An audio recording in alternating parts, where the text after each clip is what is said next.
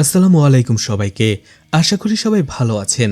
আজকে আমি এমন একটা জায়গায় এসেছি যেখানে অনেকেরই ছোটবেলার অনেক স্মৃতি জড়িয়ে আছে।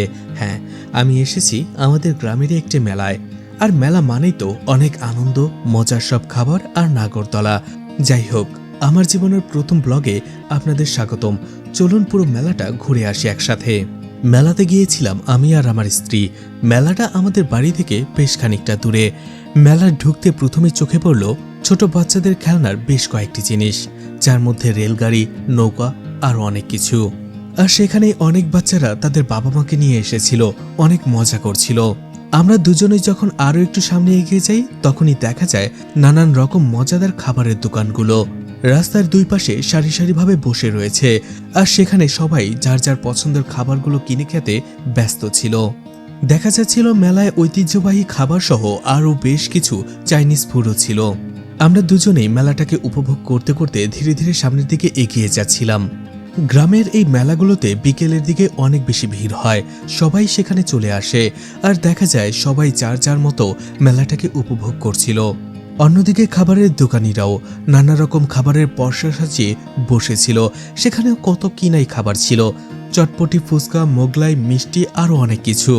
আমরা আরও একটু সামনে এগিয়ে যাই, তারপরে এই খাবারের দোকানগুলো শেষ হয়ে যায় আর শুরু হয় নানা রকম জিনিসের দোকান, যেখানেই ছিল মেলার আসল মজা।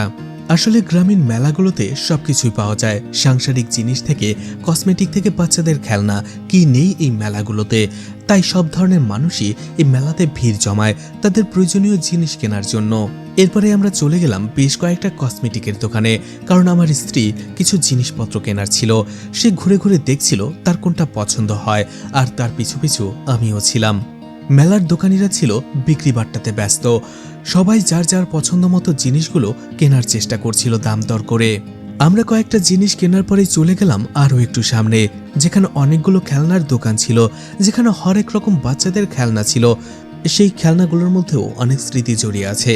মেলার ভেতরে অনেক খেলনাগুলো দেখতে পাচ্ছিলাম, যেগুলো দিয়ে ছোটবেলায় অনেক খেলেছি, অনেক স্মৃতি মনে পড়ে যাচ্ছিল। এই পাট চুকিয়ে এরপরে আমরা চলে আসি খাবারের দোকানের সামনে। সেটা ছিল মিষ্টির দোকান। আসলে এই মেলার নাম হচ্ছে নিমাই চাঁদের মেলা। আর এই মেলার একটা বিশেষত্ব হচ্ছে এই মিষ্টির দোকান।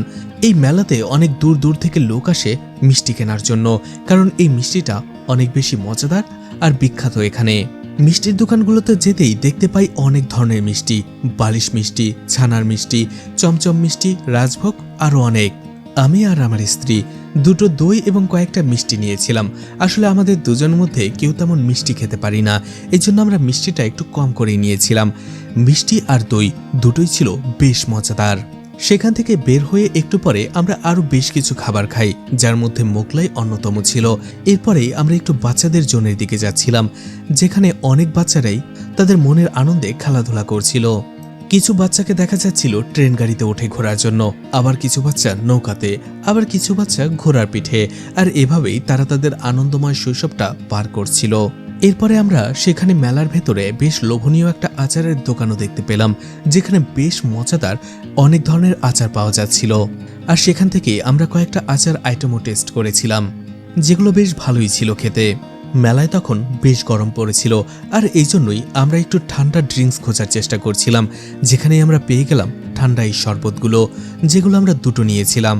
আর সেটা খেতে খেতে ধীরে ধীরে আমরা বাড়ির দিকে রওনা হচ্ছিলাম। আর এরপরেই পরন্ত বিকেলে একটা ব্রিজে এসে আমরা বেশ খানিকটা সময় কাটাই। আমার স্ত্রীর ইচ্ছে ছিল আমি যেন মেলায় থেকে কেনা চুড়িগুলো তার হাতে পরিয়ে দেই, আমিও সেটাই করছিলাম। তো আজকের মতো আমাদের এই ব্লগটি এখানেই শেষ হলো। ভিডিওটি আপনাদের কেমন লেগেছে কমেন্ট করে জানাতে পারেন। আর আমাদের নতুন নতুন ভিডিও দেখতে চাইলে চ্যানেলটিকে অবশ্যই সাবস্ক্রাইব করে রাখতে পারেন।